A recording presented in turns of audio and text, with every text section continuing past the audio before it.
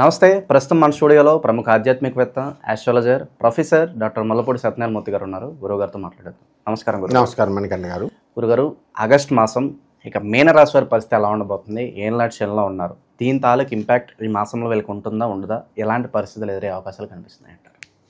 మీనరాశి వారికి ఈ ఆగస్టు నెల 2025 సంవత్సరం జాక్పాట్ సంవత్సరంగా, జాక్పాట్ నెలగా చెప్పాలి.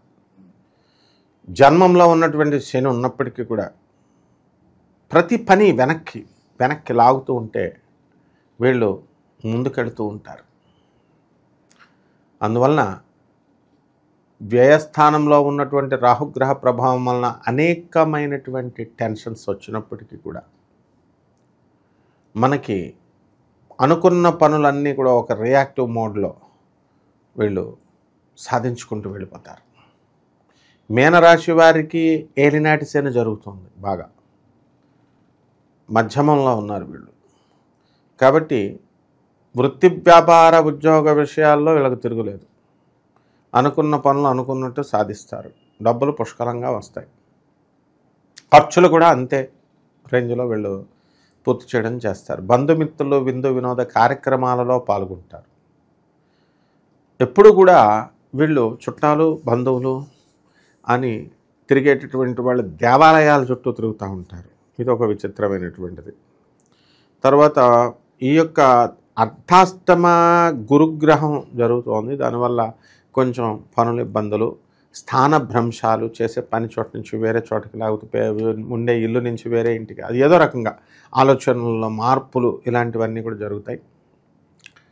ఆ తర్వాత వీళ్ళకి పంచమములో ఉన్నటువంటి బుధగ్రహ ప్రభావం వలన మనకి అనేకమైనటువంటి సక్సెస్లు వస్తాయి. కుజుడు, కేతువు, అలాగే ఈ యొక్క రవి పిశాచ యోగాన్ని పెట్టి ఈ కేతుగ్రహ ప్రభావం వలన మనకి ఎక్స్పోర్ట్స్ ఇంపోర్ట్స్ బిజినెస్ల్లో సక్సెస్ ఉంటుంది. డెఫినెట్గా వీళ్ళంతా కూడా స్టాండర్డ్గా ముందుకు వెళ్ళిపోవడం అనేటటువంటివి జరుగుతాయి. విదేశాలకు వెళ్ళాలి అనుకునేటటువంటి వాళ్ళందరూ కూడా విదేశాలకు వెళ్ళిపోతారు.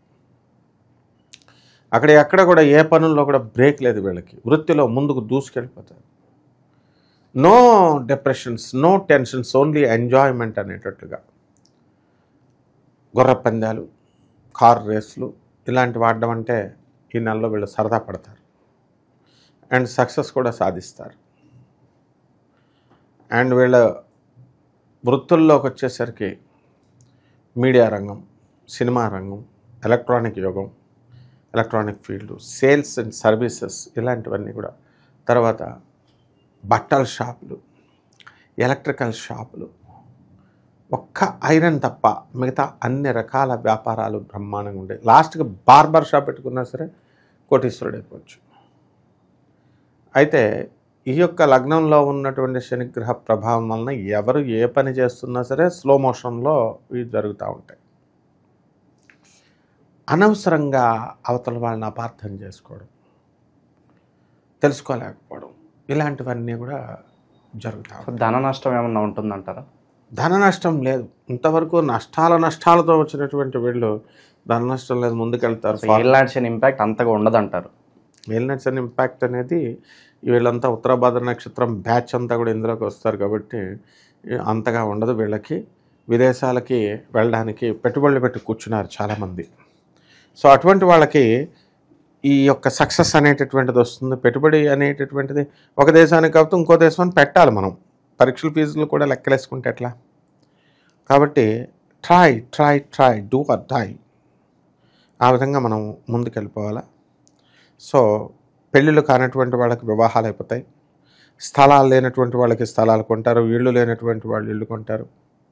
ఈ రకంగా అన్ని రకాల బిజినెస్లు కూడా అద్భుతంగా మీకు జరుగుతాయి.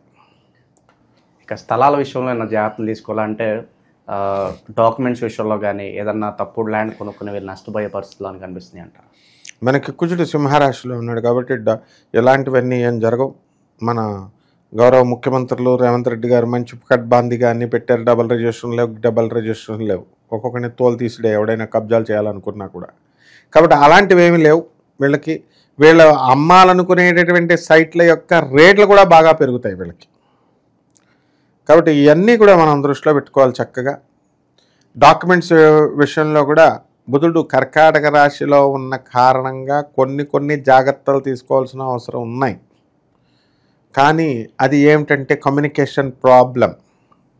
అవతల వ్యక్తులతో, రిజిస్ట్రార్లతో, వీళ్ళతో, పార్టీలతో వీళ్ళు మాట్లాడేటటువంటి కమ్యూనికేషన్ జాగ్రత్తగా ఉండాలి. ఎలాగైతే ఇందులో బ్రోకర్లు ఉంటారు, వాళ్ళంతా కూడా ఈయన పేరు ఉంది, ఆయన పేరు ఉంది, ఈయన వాటా ఉంది, ఇలాగా మొత్తం ఒక 20 మంది మా లిస్టులో వేసుకుంటూ ఉంటారు. ఇక జరిగి చచ్చేది ఉండదన్నమాట ఎప్పుడు కూడా. ఆ విధంగా కాకుండా ప్రాక్టికల్గా చిన్న బిట్లని కనుక వీళ్ళు అమ్ముకున్నట్లయితే బ్రహ్మాండంగా వస్తుంది. వీళ్ళు అలా ఉండదన్నమాట. 100 ఎకరాలు, 20 ఎకరాలు, 10 ఎకరాలు పెద్దవి. ఒకటి 1000 కోట్లు డీలింగ్స్ చేస్తే అడుక్కోవడమే లాస్ట్కి. చాలామంది నా కళ్ళ ముందు అడుక్కునే వాళ్ళు అయిపోయారు. కాబట్టి అలాంటి పెద్ద బిజినెస్ల జోలికి వెళ్ళకూడదు. చిన్న రియల్ ఎస్టేట్ బిజినెస్లు ఇలా చేసుకుంటే చాలా బ్రహ్మాండంగా ఉంటుంది. ప్రస్తుతం ఉన్న గ్రహస్థితి బట్టి ఎలాంటి పరిహారాలు బాగా అవసరం అంటారు? అందులోనూ ఏలినాటి శనులు ఉన్నారు కాబట్టి శనికి సంబంధించి ఎలాంటి పరిహారాలు చేసుకుంటే బాగుంటుంది అంటారు? ఏలినాటి శని కాబట్టి శని జపం చేసుకోవాలి, శని స్తోత్రాలు చదవాలి. శనికి కిలోంపావు నల్ల నువ్వుల్ని, నల్లని వస్త్రాలను ఇచ్చి పేద బ్రాహ్మణులకి శనివారం నాడు ఉదయం 8 గంటలకు దానం చేసుకోవాలి. దశ మహావిద్యల్లో ఒకటైనటువంటి మహాకాళి అమ్మవారి యొక్క హోమాన్ని వీళ్ళ ఇళ్లలో జరిపించుకోవాలి.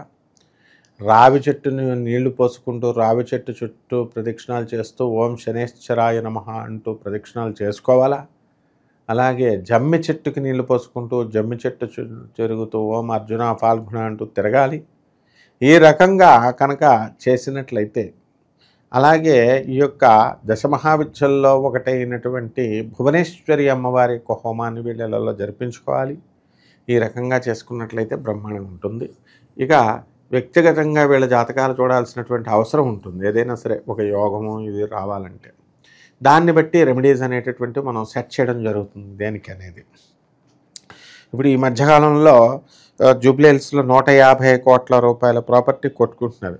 చిన్న రెమెడీ చేసిన తర్వాత రూపాయి ఖర్చు కూడా లేదు, బ్రహ్మాండంగా వాళ్ళ ప్రాపర్టీ వాళ్ళకి వచ్చేయడం అనేది జరిగింది. ప్రాబ్లం ప్యాసిఫై అయిపోయింది. రెమెడీలో అంత పవర్ ఉంటుంది. కానీ ఈ పిచ్చి రెమెడీలు కష్టపడకుండా మామూలుగా చెప్పేసి రెమెడీ చెప్పండి గురుగారు నాది ఈ రాసండి ఇదండి అని ఇలా చెప్తే ఏమవుతుంది? జాగ్రత్తగా మనం వ్యక్తిగతంగా జాతకం చూసిన తర్వాత మనం చెప్పే వాటిని బట్టి వాళ్ళు చేసుకుంటే సరిపోతుంది. ఓవరాల్గా ఆగస్ట్ మాసంలో మీనరాశి వారి పరిస్థితి ఏ విధంగా ఉండబోతుందో చాలా బాగా వివరించారు. ధన్యవాదాలు గురుగారు. ధన్యవాదాలమ్మా.